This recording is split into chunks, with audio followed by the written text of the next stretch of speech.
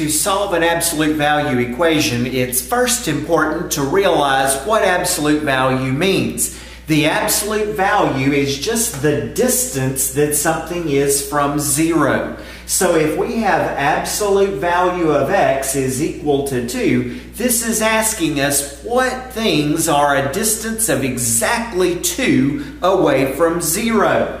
Well, if we're here at 0, obviously one choice is 2 hops to the right at 2.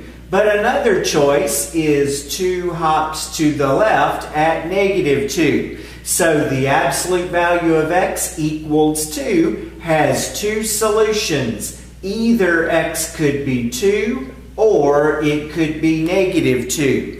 When we solve these absolute value equations, we'll get two solutions for each of our problems.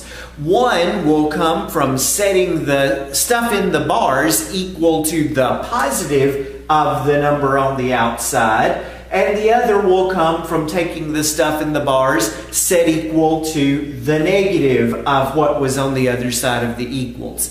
So now anytime I want to solve something that has an absolute value, I'll first isolate the bars. That means to get them by themselves on one side of the equation.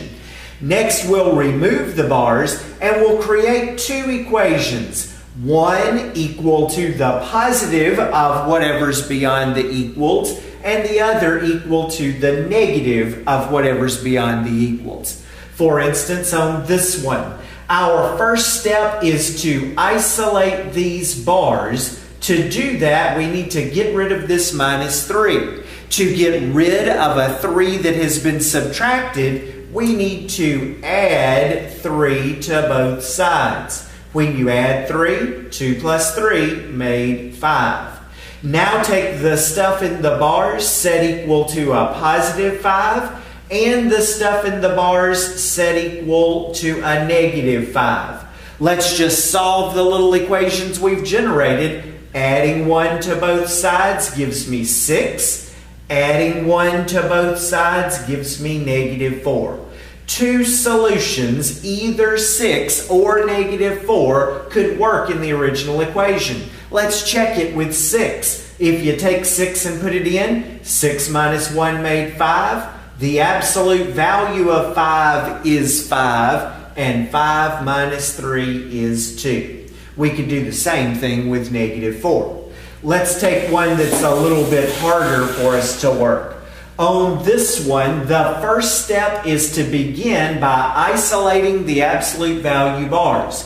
For me to do that, first we'll need to move this 4 to the other side. It's added, so to move it to the other side, let's subtract, and 6 minus 4 leaves 2.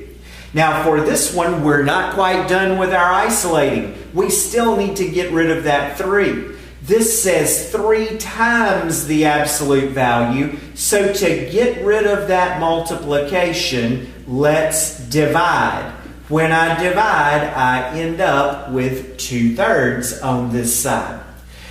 Now I should create two equations.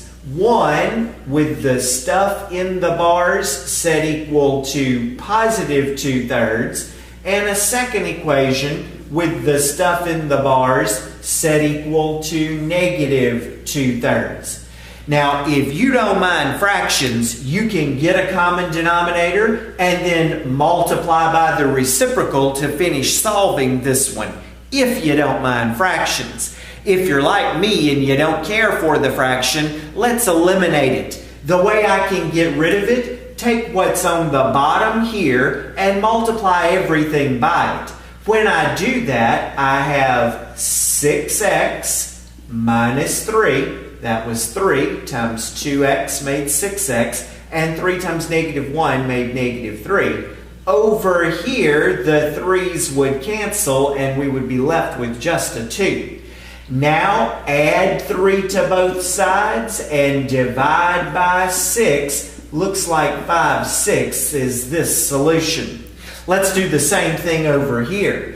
Get rid of the 3 by multiplying. 3 times these things gives me 6x minus 3. equals -2. Let's add 3 to both sides. Adding a 3 ends up +1. And now divide everybody by 6, and 1/6 would be the solution. To solve an absolute value equation, first isolate those bars. Then take the stuff in the bars set equal to both the positive and the negative of what's beyond the equals. Solve from there. If you've got a fraction that you're dealing with, get rid of that fraction. Multiply by what's on the bottom all the way across. That eliminates the fraction.